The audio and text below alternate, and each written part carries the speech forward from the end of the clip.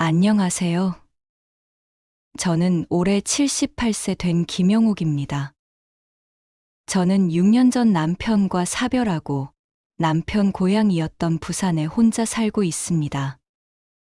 결혼한 두 아들은 모두 직장 때문에 현재 서울에 살고 있습니다. 거리가 있어 자주 만나지는 못하지만 남편이 살아있을 때부터 명절만큼은 꼭 함께 모이려고 했죠. 하지만 운명은 때로 예상치 못한 방향으로 흐르는 법이죠.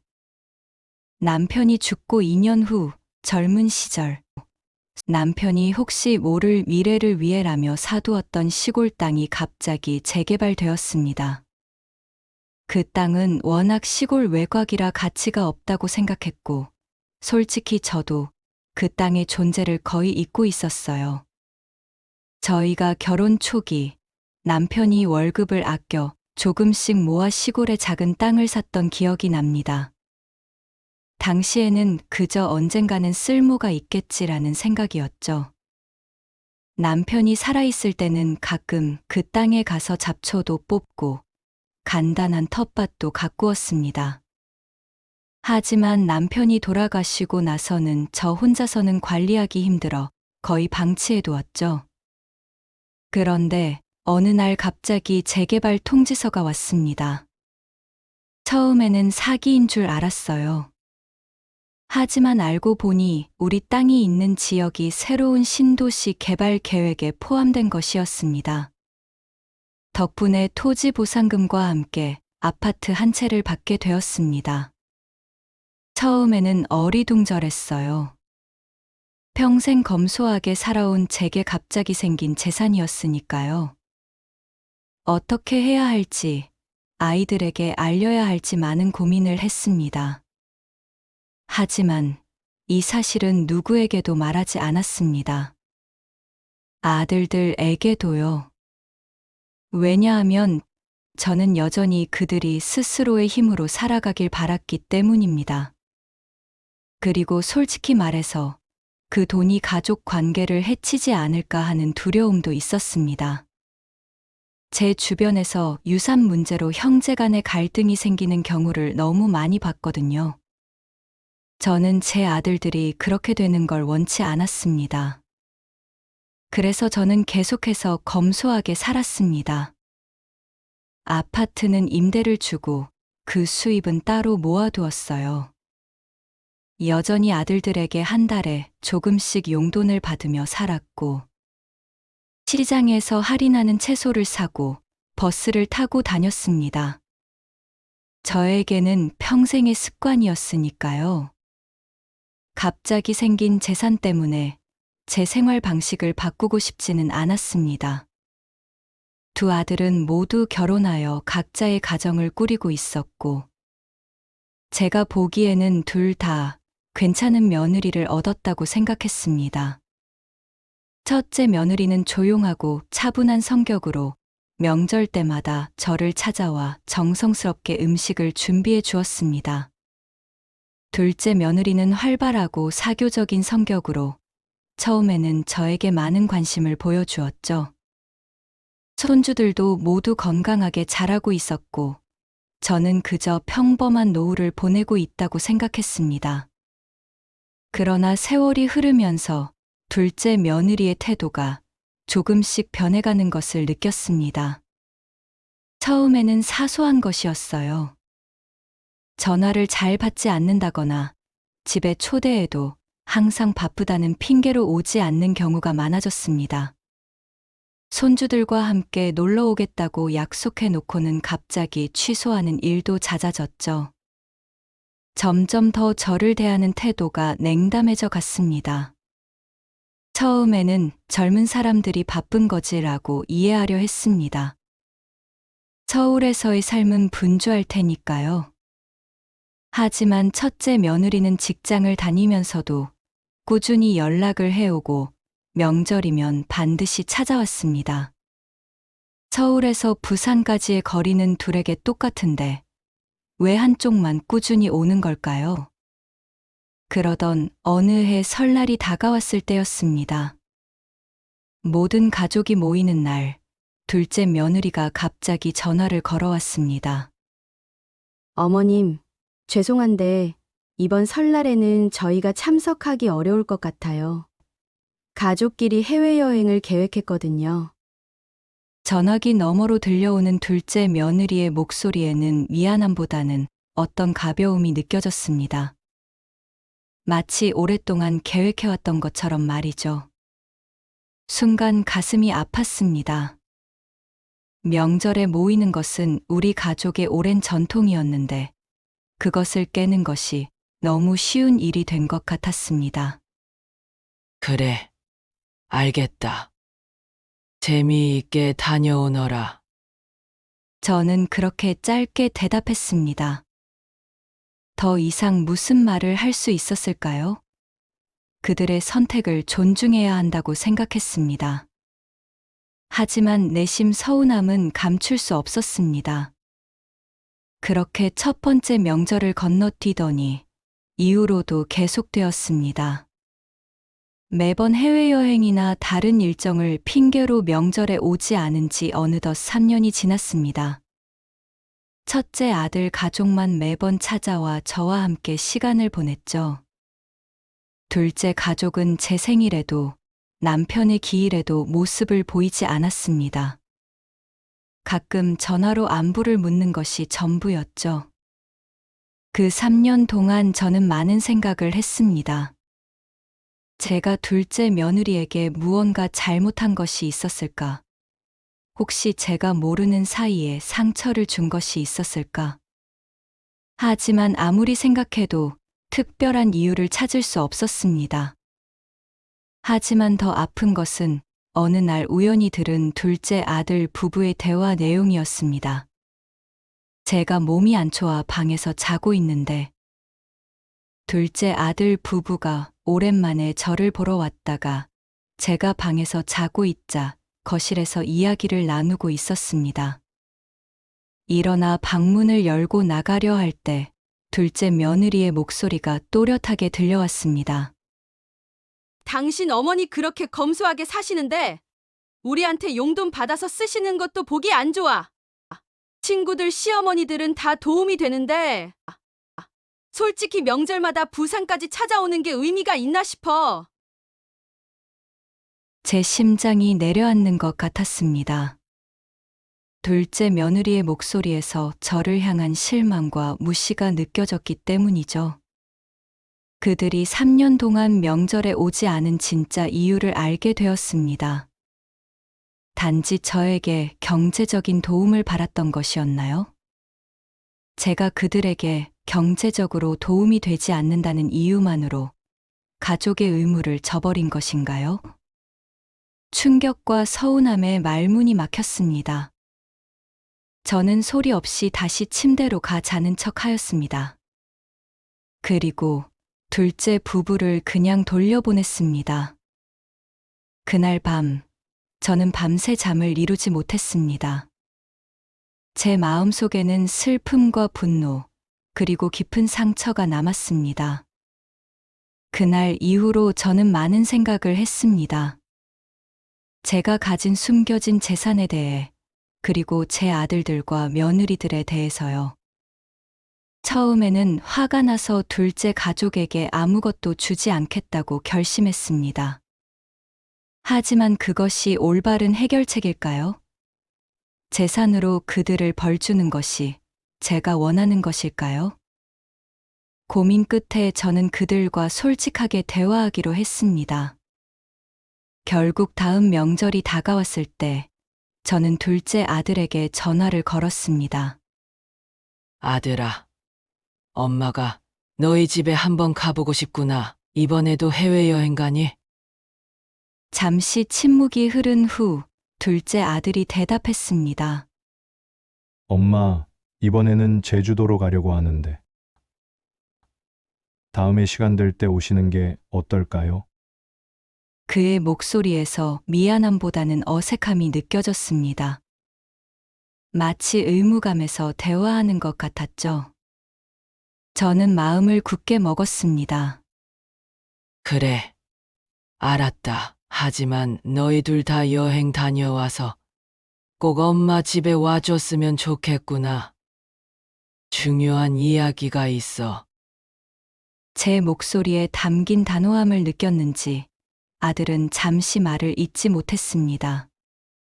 그리고는 조심스럽게 대답했습니다. 네, 알겠습니다. 여행 다녀와서 바로 뵐게요. 일주일 후 두 아들 부부가 모두 제 집에 모였습니다.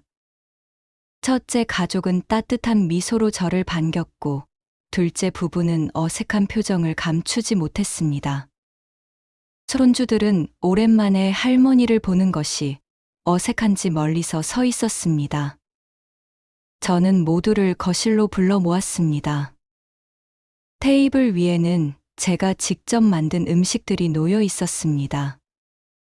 평소처럼 소박하지만 정성이 담긴 음식들이었죠. 모두가 자리에 앉자 저는 차분히 이야기를 시작했습니다.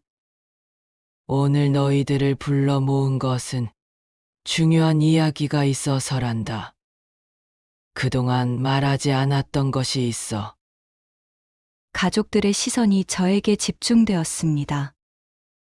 첫째 아들이 걱정스러운 표정으로 물었습니다.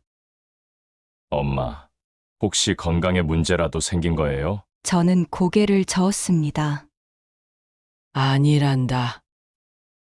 건강은 괜찮아. 다른 이야기야. 잠시 숨을 고르고 나서 계속했습니다. 너희들에게 말하지 않은 것이 있구나. 사실 너희 아버지가 돌아가시고 2년 후 예전에 사두었던 시골 땅이 재개발되어 토지 보상금과 아파트를 한 채 받게 되었단다. 순간 방안이 조용해졌습니다. 아들들의 눈이 커졌고 며느리들은 서로를 바라보았습니다. 첫째 며느리는 놀라움을 감추지 못했고 둘째 며느리는 믿을 수 없다는 표정을 지었습니다. 그 아파트는 지금 임대를 주고 있고 그 수입은 따로 모아 두었단다. 너희들에게 말하지 않은 이유는 너희들이 스스로의 힘으로 살아가길 바랐기 때문이야. 둘째 아들이 혼란스러운 표정으로 물었습니다. 엄마, 그럼 그동안 우리한테 용돈을 받으신 이유는 뭐예요? 충분히 살 수 있는 돈이 있으셨잖아요. 저는 잠시 눈을 감았다가 다시 뜨며 대답했습니다. 엄마가 계속 검소하게 살았던 것은 습관이기도 했지만 너희들이 부모에 대한 책임감을 배우길 바랐기 때문이기도 했단다. 하지만 이제는 결정을 내려야 할 때가 온 것 같구나. 저는 잠시 숨을 고르고 계속했습니다. 나는 내 재산을 첫째에게만 증여하기로 결정했다. 둘째는 제외할 거야. 순간 방안이 얼어붙은 것 같았습니다. 둘째 아들이 충격을 받은 표정으로 물었습니다. 엄마, 왜요? 제가 뭘 잘못했나요? 저는 차분히 대답했습니다. 너의 잘못이 아니라 나의 결정이야. 나는 단지 내 재산이 진정으로 나를 존중하고 가족의 의미를 아는 사람에게 가길 바랄 뿐이야. 그리고 저는 3년 동안 명절에 오지 않은 이유와 들었던 둘째 며느리의 말을 그대로 전했습니다. 나는 우연히 너희들의 대화를 들었단다. 내가 경제적으로 도움이 되지 않아서 명절에도 오지 않았다는 이야기를. 둘째 며느리의 얼굴이 창백해졌습니다. 그녀는 자리에서 일어나 제게 다가왔습니다. 어머님, 그건 그냥 순간적인 감정이었어요. 저는 정말 저는 손을 들어 그녀의 말을 멈추게 했습니다. 괜찮아. 나는 내가 솔직했다는 것에 감사해. 내가 경제적으로 도움이 되지 않는다고 생각했던 거지.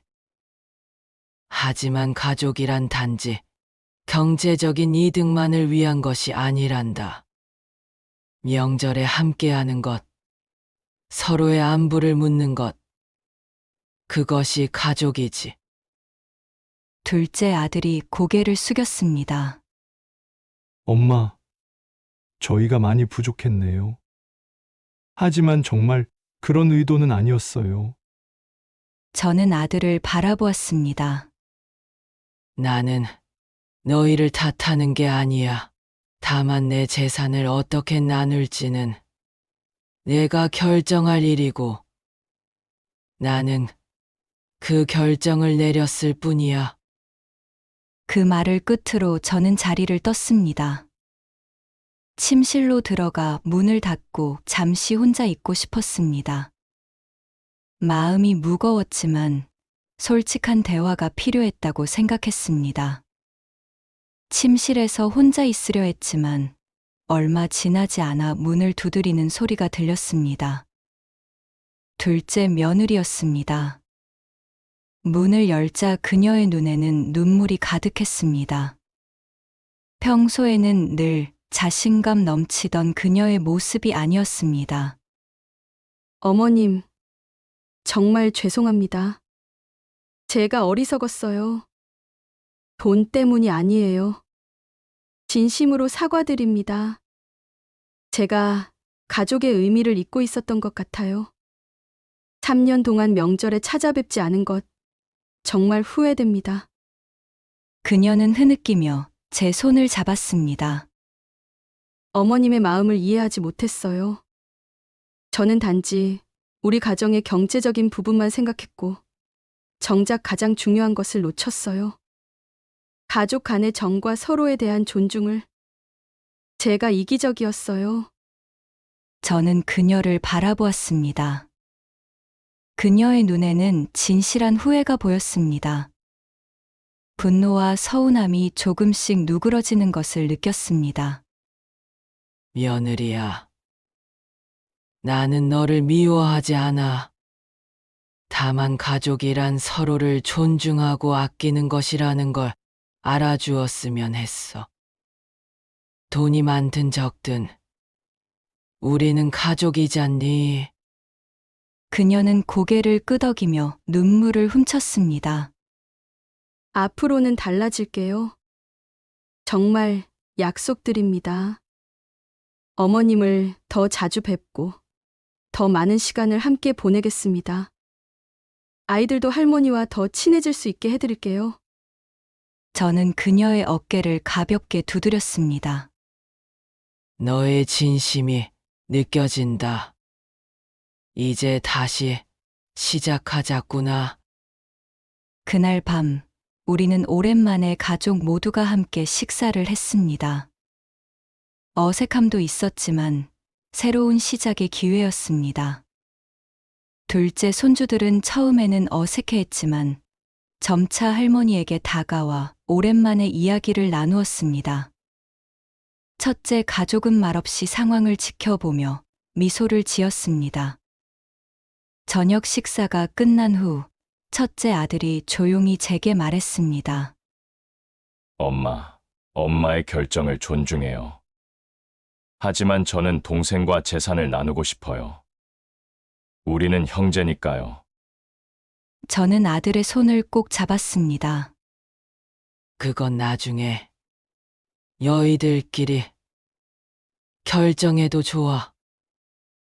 하지만 오늘 이 자리에서 중요한 것은 돈이 아니라 우리가 가족으로서 다시 하나가 되는 것이란다. 일주일 후 저는 변호사를 만나 재산 증여 계획을 변경했습니다. 둘째 아들 부부에게도 공평하게 나누기로 했죠. 하지만 그 사실은 아무에게도 말하지 않았습니다. 그것은 제 마음속 작은 선물이었습니다. 중요한 것은 돈이 아니라 우리가 서로에게 얼마나 소중한 존재인지를 깨닫는 것이니까요. 둘째 며느리는 그 후로 많이 변했습니다. 주말마다 저를 찾아와 함께 시간을 보내고 때로는 손주들과 함께 공원에 가기도 합니다. 서울에서 부산까지 거리가 멀지만 이제는 그것이 장애물이 되지 않았습니다. 그리고 명절에는 가장 먼저 찾아와 함께 음식을 준비하죠. 지난 설날, 둘째 며느리가 저에게 다가와 조용히 말했습니다. 어머님, 그날 저희를 용서해 주셔서 감사해요. 제가 어머님의 마음을 아프게 했던 것을 생각하면 아직도 부끄러워요. 하지만 그 일 덕분에 저는 진정한 가족의 의미를 배웠어요. 저는 그녀의 손을 잡으며 미소 지었습니다. 우리 모두 배우고 성장하는 걸 안다. 나도 너희들에게 솔직하게 내 마음을 표현하지 못했던 것을 반성했어. 이제는 서로 더 솔직하게 대화하자꾸나. 돈이 관계를 망칠 수도 있지만 때로는 진정한 관계의 가치를 일깨우는 계기가 되기도 하는 것 같습니다. 저는 이제 제 선택이 옳았다고 느낍니다. 가족의 화합과 사랑, 그것이 제가 진정으로 남기고 싶은 유산이니까요. 이제 제 나이 78세, 앞으로 얼마나 더 살지는 모르지만 제가 이 세상을 떠날 때 제 자녀들과 손주들이 서로 사랑하고 아끼며 살아간다면 그것으로 충분합니다. 돈은 언젠가 사라지지만 가족의 사랑은 영원히 남을 테니까요.